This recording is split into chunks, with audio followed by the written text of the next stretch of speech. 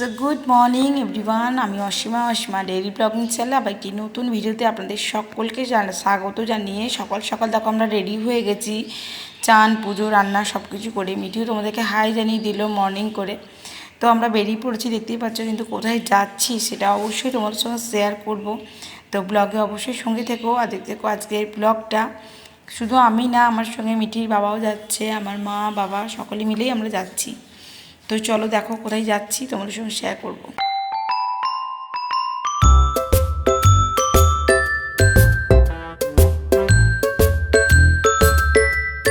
So দেখতে দেখতে দেখো আমরা আমার দিদির শ্বশুরবাড়ি পৌঁছে গেছি। আমরা চলে এসেছি চানকে জিজুকে দেখতে।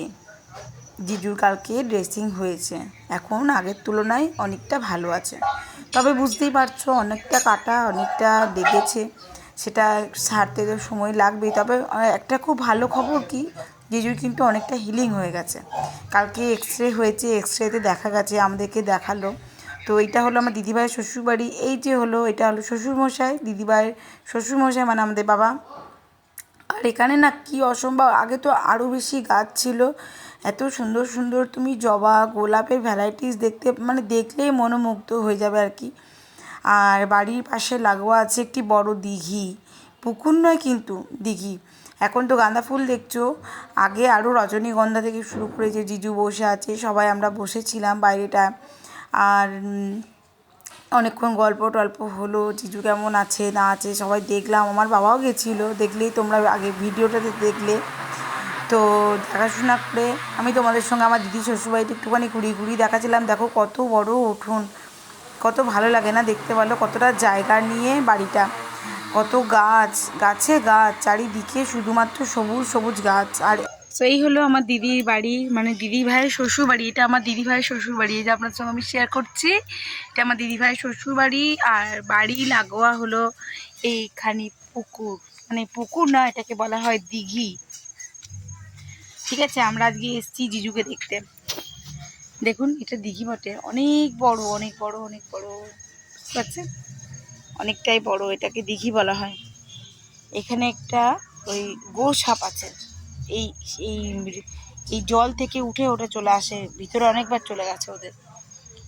তো এটা হলো আমার দিদিভাই শ্বশুর বাড়ি। আমি এসেছি আজকে, আমরা সবাই এসেছি জিজুকে দেখতে। এটা দিদির বাড়িতে লাগোয়া, দেখুন এই যে দরজা, এটা দিয়ে আপনি ভিতরে চলে যাবেন। আর ভিতরে গিয়ে কত সুন্দর দেখতে লাগবে, কত কত গাছ হয়েছে। গোসাপটা মরে গেছে জিজু, গোসাপটা মরে গেছে।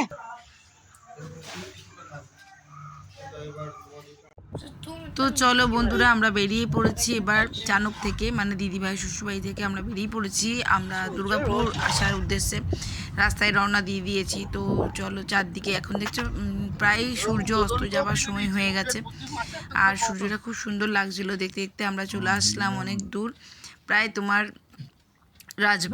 রাজবাঁধে এখানে তোমার টোলটার এখানে আমরা দাঁড়িয়ে আছি। এখন একে একে গাড়ি এগাবে, এই যে দেখতেই পাচ্ছ। তো চলো, এখন আমি গিয়েই সঙ্গে সঙ্গে বাড়ি ঢুকেই যাব একটুখানি ব্যানাচিতি বাজার। দেখতেই পাচ্ছ আমি চলে এসেছি এখন ব্যানাচিতি বাজার। আর ব্যানাচিতি বাজারে আমি নেব একটুখানি দরজার হ্যান্ডেলগুলো, তো ওইটাই দেখার জন্যই এসেছিলাম। আর দোকানটা ছিল বেশ ভালো, ভালো ভালো কালেকশন ছিল, আমি এখানে অনেকগুলো নিলাম, আর সেটুকুই তোমার সঙ্গে শেয়ার করলাম।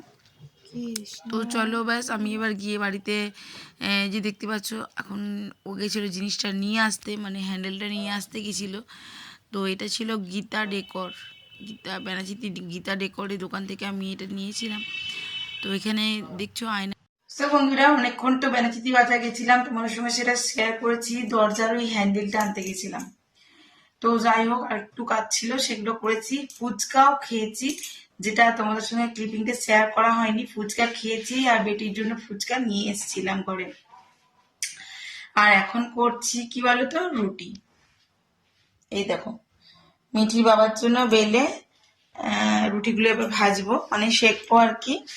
এদিকে সকালে মায়ের হয়েছিল মাছের ঝোল, আর আমি তো চিকেন স্টুটা করে দিয়ে গেছিলাম।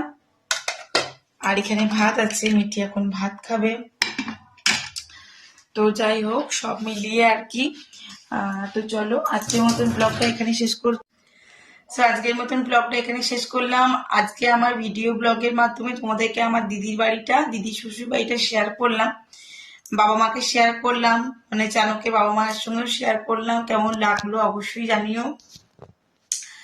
আশা করবো ভালো লেগেছে তোমাদের আজকের ভিডিওটি। আমার জিজু এখন আগের থেকে অনেকটা ভালো আছে, তবে ব্যথা তো অবশ্যই থাকবে। এখন তো শীতকাল, তো মিঠির পরীক্ষাটা হয়ে যাক, আমি আবার একবার জিজুকে দেখতে যাব।